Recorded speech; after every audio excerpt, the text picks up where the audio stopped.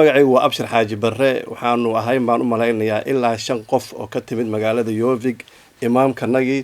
waxa waaye Cabduladiif Cali Ciise muxuu ahaay Ismaaciil iyo Suldaanka waxaanu halkan u nimid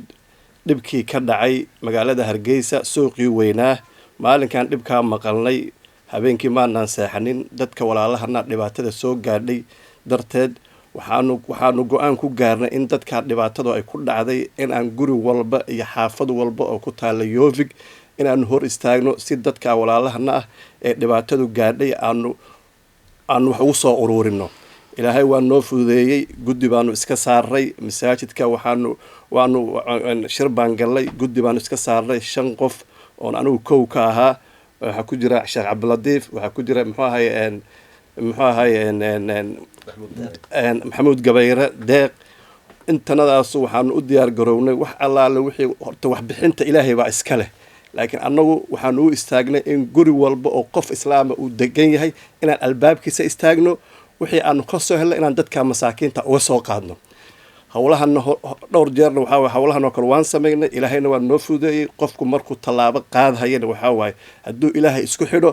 Ilaahay baa wax walba fududeeya soo qaadka Ilaahay baa iska leh laakiin annaga qofka bini'aadamku waxa laga rabaa isagu inuu waxa waa intuu Ilaahay talada saarto inuu talaabadii qaado waqtiganagi xoogganagi wax walba aan ku bixinay annaga xataa iskaga bilownay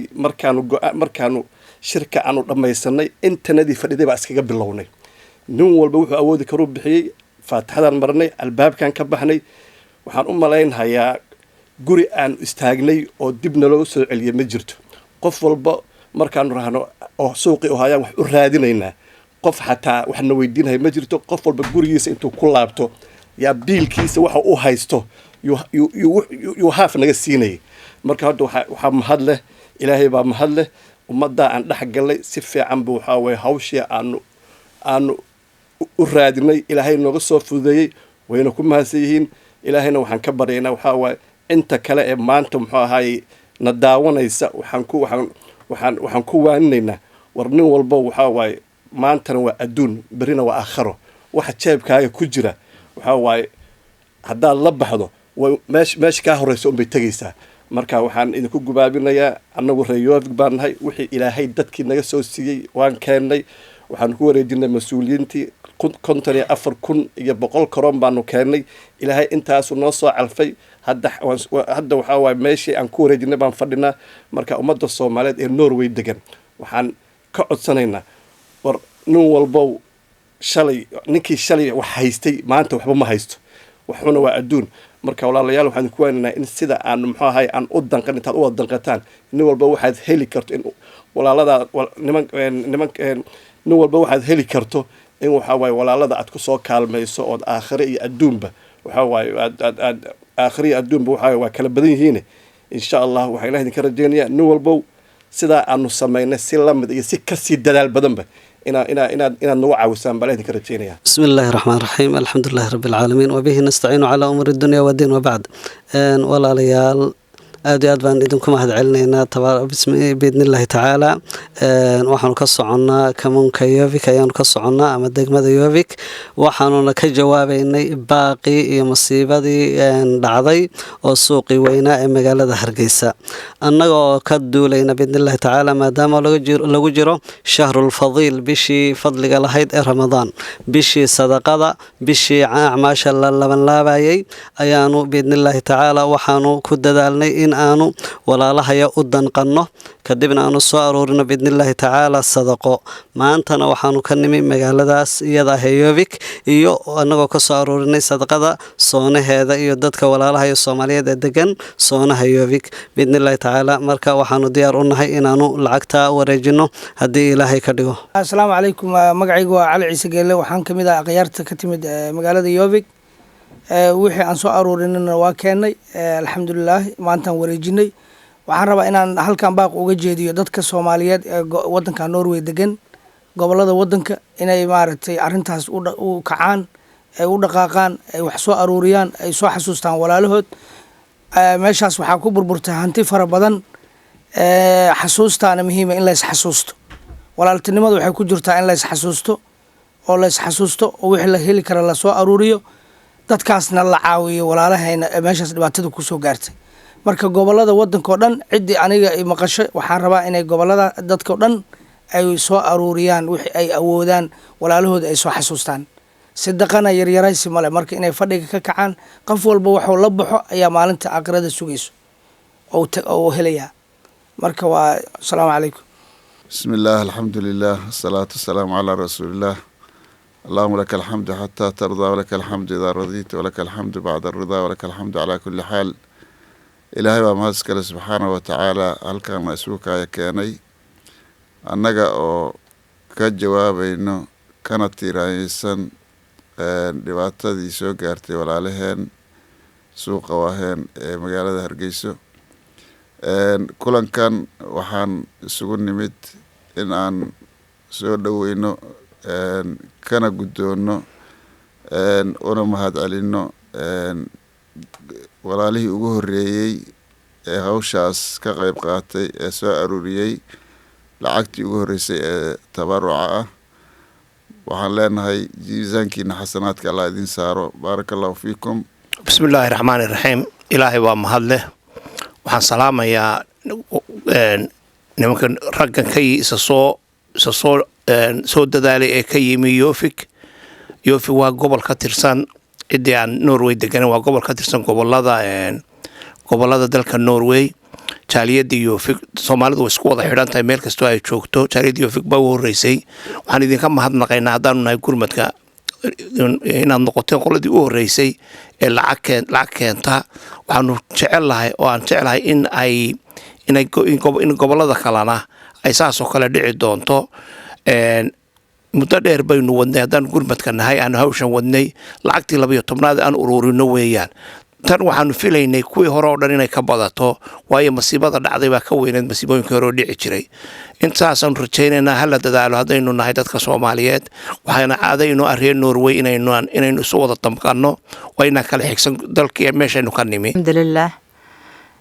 ilaahay baa horta mahad iska leh suurto geliyay maanta inay soo safraan reer Yofik oo ay gutaan waajibkii ay si saareen ee ka saarnaa ummadda Soomaaliyeed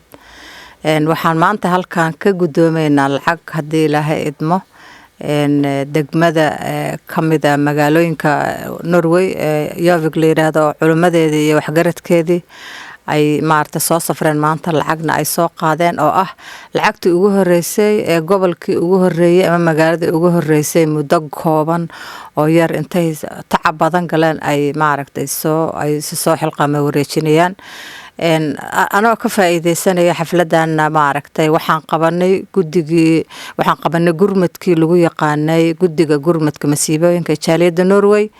markay wax ka dhacaan wadankayaga hooye qof walba Soomaaliya waa ka dharagsan yahay waxa ka dhacay Hargeysa masiibada ka dhacday